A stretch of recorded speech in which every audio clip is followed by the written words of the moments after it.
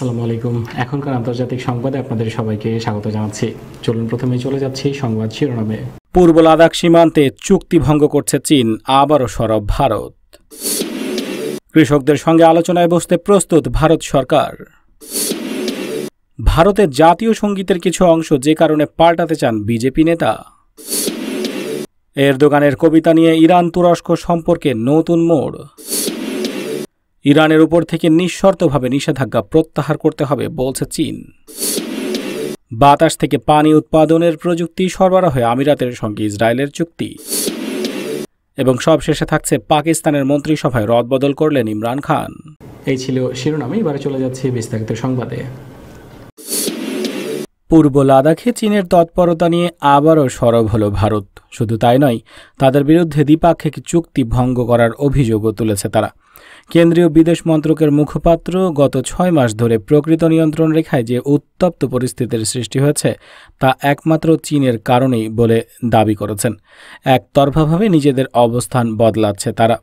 চীনের যে ধরনের কাজ চীন করছে তাতে দ্বিপাক্ষিক চুক্তির ওপর প্রভাব পড়ছে বলে জানিয়েছেন তিনি। আরও জানান, প্রকৃত নিয়ন্ত্রণ রেখায় প্রোটোকল মেনে কাজ করছে না চীন, যার দরুন নিয়ন্ত্রণ রেখায় একটা অস্থিরতার পরিবেশ তৈরি হচ্ছে বারবার।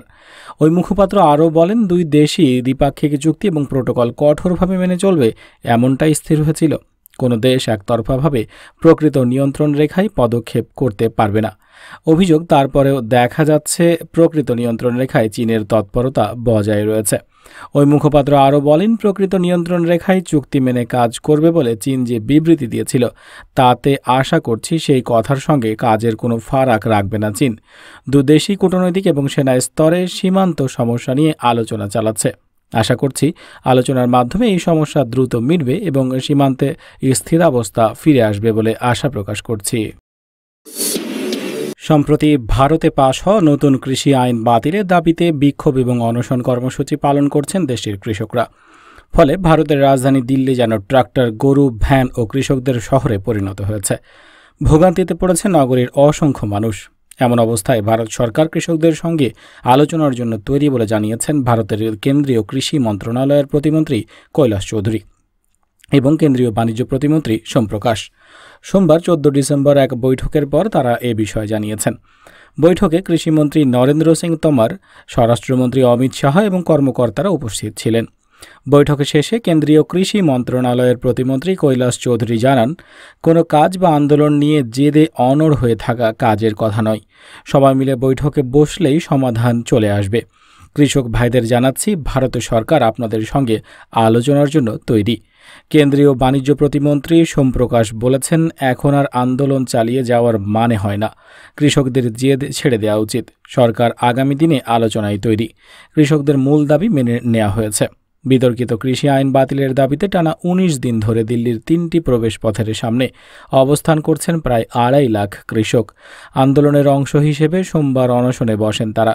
এদিন সকাল 8টা থেকে কয়েক লাখ কৃষক ভারত জুড়ে এই অনশন শুরু করেন।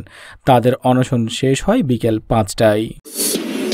চীন বলেছে, আমেরিকাকে দ্রুত এবং নিঃশর্তভাবে ইরানের পরমাণু সমঝোতায় ফিরতে হবে এবং তেহরানের উপর থেকে সব ধরনের নিষেধাজ্ঞা প্রত্যাহার করতে হবে। গতকাল সোমবার রাজধানী বেইজিংয়ে এক সংবাদ ব্রিফিংয়ে এই কথা বলেন চীনা পররাষ্ট্র মন্ত্রণালয়ের মুখপাত্র ঝাও লিজিয়ান। তিনি আরও বলেন, আমেরিকার উচিত ঐতিহাসিক এই সমঝোতায় ফিরে আসা এবং তার দায়িত্বগুলো পালন করা। আশা করি আমেরিকার নতুন প্রশাসন ইরানের পরমাণু সমঝোতায় ফিরে আসবে এবং যত তাড়াতাড়ি সম্ভব নিঃশর্তভাবে তারা এ বিষয়ে সহযোগিতা শুরু করবে। আমেরিকাকে পরমাণু নিষেধাজ্ঞা প্রত্যাহারের বিষয়ে সুস্পষ্ট এবং দৃঢ় পদক্ষেপ নিতে হবে এবং রাজনৈতিক প্রক্রিয়ার মাধ্যমে পরমাণু সংক্রান্ত সমস্ত সমস্যার সমাধান করতে হবে। পাশাপাশি তাদেরকে আঞ্চলিক শান্তি ও স্থিতিশীলতা রক্ষা করতে হবে। আমেরিকার নবনির্বাচিত প্রেসিডেন্ট জো বাইডেন মনোনীত নিরাপত্তা উপদেষ্টা জ্যাক সুলিভানের এক মন্তব্যের প্রতিক্রিয়ায় এই সব কথা বলেন ঝাও লিজিয়ান। সুলিভান বলেছেন, আমেরিকার নতুন প্রশাসন পরমাণু সমঝোতায় ফিরে ইরানকেও তা মেনে চলার পদক্ষেপ নেবে। ভারতের জাতীয় সঙ্গীতে জনমনগণ অধিনায়কের বেশ কিছু শব্দ পাল্টে দেওয়ার দাবি জানিয়েছেন বিজেপি নেতা এবং সাবেক কেন্দ্রীয় মন্ত্রী সুব্রহ্মণ্যম স্বামী। আর তার সেই প্রস্তাব নিয়ে বিতর্ক চরমে পৌঁছেছে। তিনি বলছেন, রবীন্দ্রনাথ ঠাকুরের লেখা এই গানটির কিছু অংশ বদলে দিয়ে সেখানে সুভাষচন্দ্র বোসের নেতৃত্বাধীন আজাদ হিন্দি ফৌজ গানটি যে আকারে গাইত সেটি ব্যবহার করা উচিত। প্রধানমন্ত্রী নরেন্দ্র মোদী তার এই দাবি সংবলিত চিঠির প্রাপ্তি স্বীকার করার পর স্বামী এখন বলছেন, আগামী 23 জানুয়ারি সুভাষ বোসের জন্মবার্ষিকীর আগে এই পরিবর্তন বাস্তবায়িত হোক। ভারতীয় ইতিহাসবিদ এবং গবেষকরা অবশ্য অনেকে জাতীয় সঙ্গীতে কোনো পরিবর্তন আনার পক্ষপাতী নন। এই মুহূর্তে এই বিতর্ককে অপ্রাসঙ্গিক বলেও মনে করছেন তারা। বস্তুত রবীন্দ্রনাথের লেখা যে জনগণ অধিনায়ক গত 71 বছর ধরে ভারতের জাতীয় সঙ্গীত, স্বামী তাতে পরিবর্তন আনার দাবি জানাচ্ছেন দীর্ঘদিন ধরেই। ভারতের এই সুপরিচিত রাজনীতিবিদ, আইনজ্ঞ এবং অর্থনীতিবিদ বর্তমানে বিজেপির রাজ্যসভা এমপি। গত 1 ডিসেম্বর প্রধানমন্ত্রী মোদীকে লেখা এক চিঠিতে তিনি বলেন, সুভাষ বোসের INA বাহিনী বা আজাদ হিন্দ ফৌজের 1943 সালের 21 অক্টোবর ইম্ফল দখল করে ভারতের স্বাধীনতা ঘোষণার সময় জনগণ এর রূপটি গিয়েছিলেন। সেটিকেই ভারতের জাতীয় সঙ্গীত হিসেবে স্বীকৃতি দেওয়া উচিত। জনগণ অধিনায়ক কথাগুলো তার উদ্দেশ্য বলে সেই অনাকাঙ্ক্ষিত বিতর্কেরও এতে অবসান ঘটবে বলে ডক্টর স্বামীর দাবি। গানটি রবীন্দ্রনাথ তৎকালীন ব্রিটিশ সাম্রাজ্য পঞ্চম জর্জের প্রশস্তিতে লিখেছিলেন কিনা স্পষ্টতই ডক্টর স্বামী এখানে নিয়ে সেই বিতর্ক দিকে ইঙ্গিত করেছেন। ডক্টর স্বামী বলেছেন, আমাদের জাতীয় সঙ্গীতে অবশ্যই রাষ্ট্রবাদ এবং স্বাধীনতার ভাবনা প্রতিফলিত হওয়া উচিত।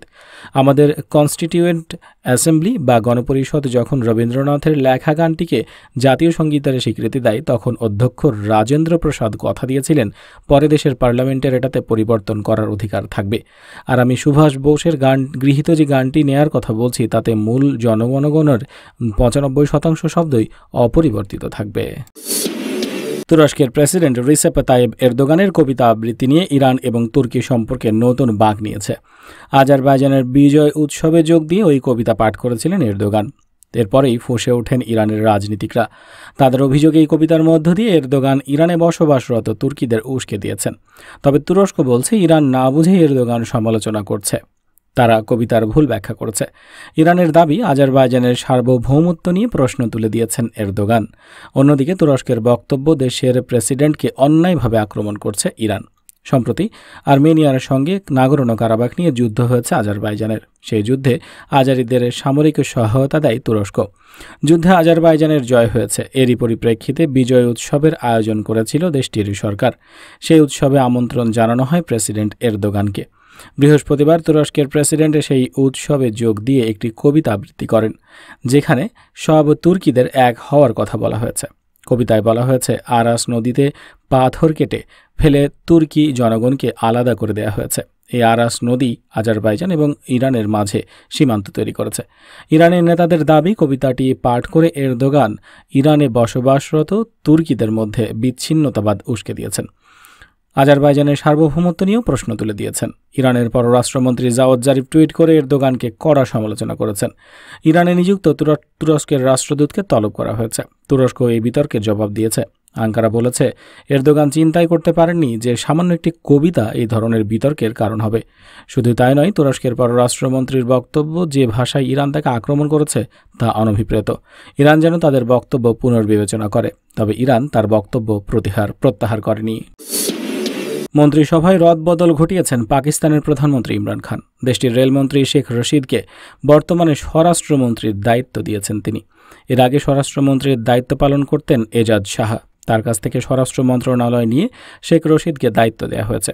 অন্যদিকে বর্তমান রেলমন্ত্রী হবেন আজম খান সাতি। শেখ রশিদ তার বিতর্কিত বক্তব্যের জন্য পরিচিত।